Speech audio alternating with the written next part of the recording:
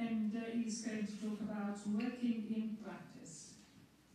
She, sorry.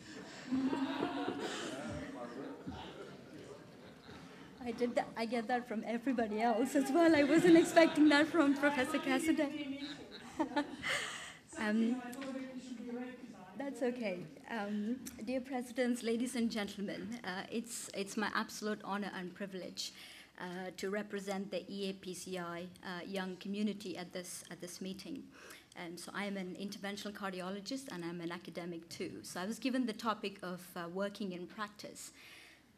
So the content of my presentation is going to be the challenges that trainees as well as the junior doctors and early career doctors face, some of which Professor Bax has already alluded to, and how that can be overcome, how that can be addressed in order to maintain the workforce and the future of cardiology.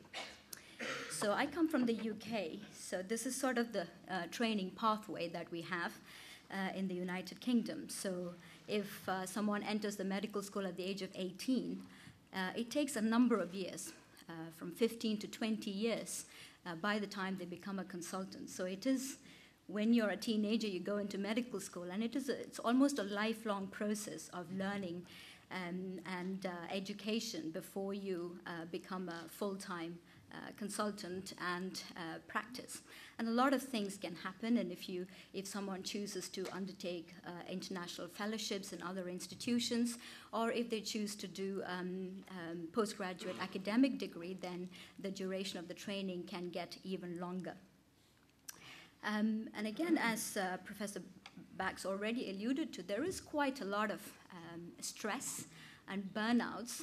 It used to be among the physicians, but burnout and stress in junior doctors is a common entity, worryingly very much.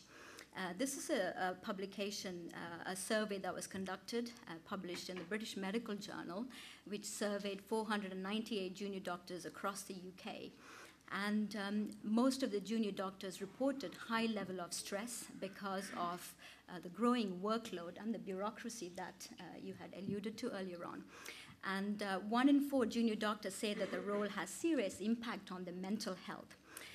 And half of those responded to the survey mentioned that their mental health can impact. The one thing that we came to do to treat the patients can impact on the patient safety in their workplace.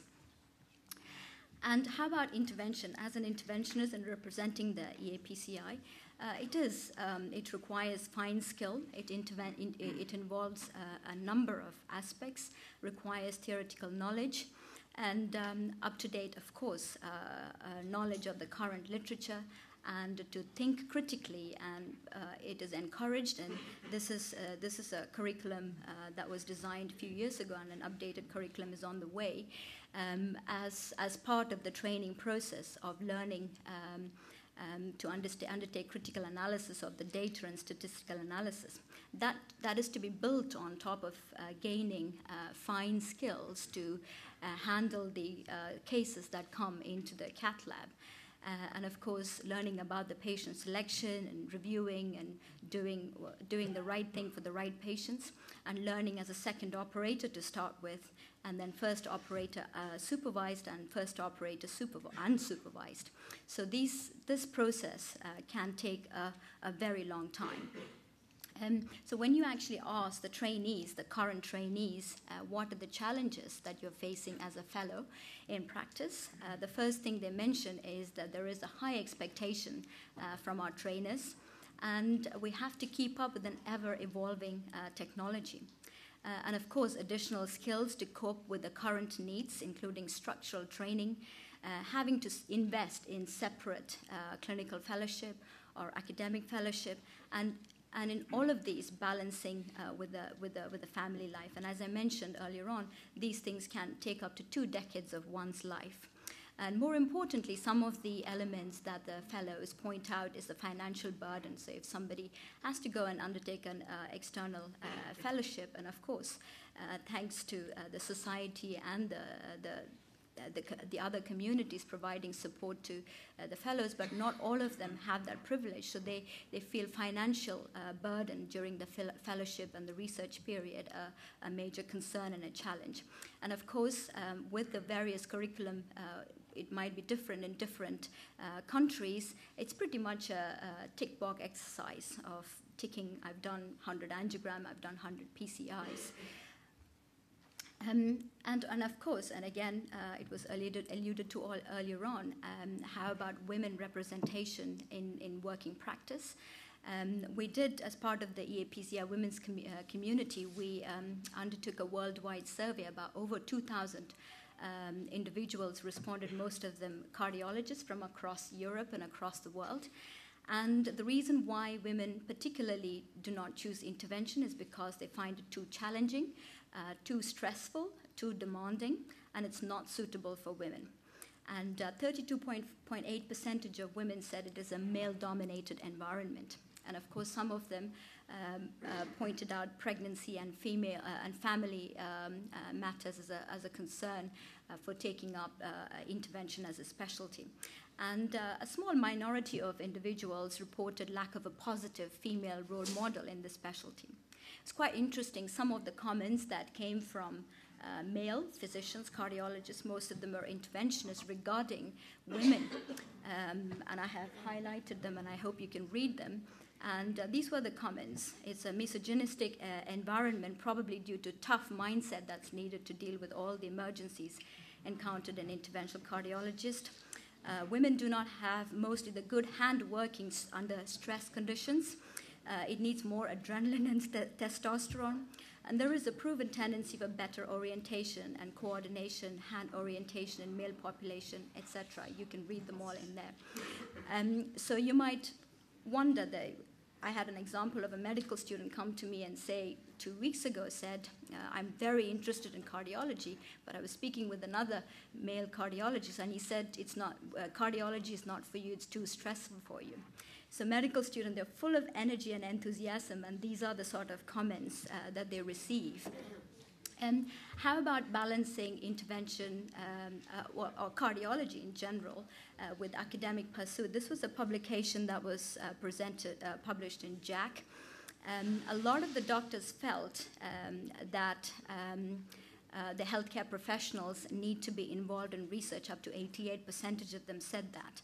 But actually, when you come into reality of actually happening, people involved in research and in practice, and the support that they're getting gets minimized. And that might be one of the reasons. And I was, as part of the presentation for this talk today, I looked at the curriculum developed by the Royal College of Physicians in the UK. In order for somebody to get a CCT, completion of specialty training in cardiology, you have to have a score of 5. So for general cardiology, the score is 1, echocardiography 2, for intervention, it's 4. So if you actually combine academia to it, then it's 4. So some of the trainees, when they look at it, well, if I take intervention and academia, it's a score of 8. It's not something that I'm not going to get involved because it's too high risk, and it's not something that I want to commit to. And this publication specifically provides some of the comments, such as there's few people that receive mentoring, as Alan was specifying to earlier on. My home institution possesses few resources to support research, etc. And so again, as a preparation for this, I looked at various documentation, and General Medical Council also in the UK looking to how to understand the doctors of tomorrow. So they did a survey. So they interviewed several medical students across the UK, because they come to medical school with a purpose, with an energy and enthusiasm, and how can we support them? And when they asked the medical student, what is it that made you come into medicine, and what do you expect in days to come? And the first and foremost thing these young doctors said is professionalism. Professionalism is promoted as an integral part of medical education and training. And the next thing, where do you get the medical professionalism is from? And they said the first and foremost thing is positive role model. And they also, it's very interesting, although so many people go into medicine when compared to other areas, those that go into medicine have a clear understanding as to what exactly they want to achieve. And these are all the insights that come from the medical students, and they say medical professionalism needs to evolve and adapt to the modern world. And they're also thinking out loud and thinking way ahead, awareness. So they felt that it's really important for them to be aware of the current shifting nature of the roles and responsibilities. So when they actually ultimately end up with a responsible position, it's not, it doesn't get them off guard with this disappointment and disillusionment that are sometimes not matched by reality. And of course, they all were strongly of the belief that sound scientific underpinning of medical education and training is preserved in order to adapt as a role of a doctor evolves in the future. And again, asking a number of juniors and trainees, but you have these challenges. You come into medical school, but what actually keeps you going? And this was the response. It's the determination. So those that come into medical school come with a determination, and those that choose cardiology, they have a strong determination to be a good cardiologist. And that helps them drive for continued learning. And again, the role models and mentoring, again, reiterating what Alan already mentioned, even though we are in a very electronic era, digital learning, the importance of role modeling and mentoring is absolutely crucial even at this point in time, and people learn from their mentors. So that's something that we look up to people in the audience like yourself to provide we need you, just like Professor Bax said.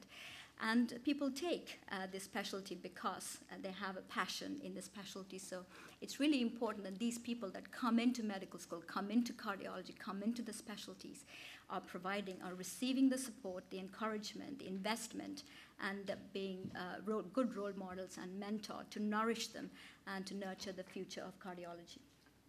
Thank you very much.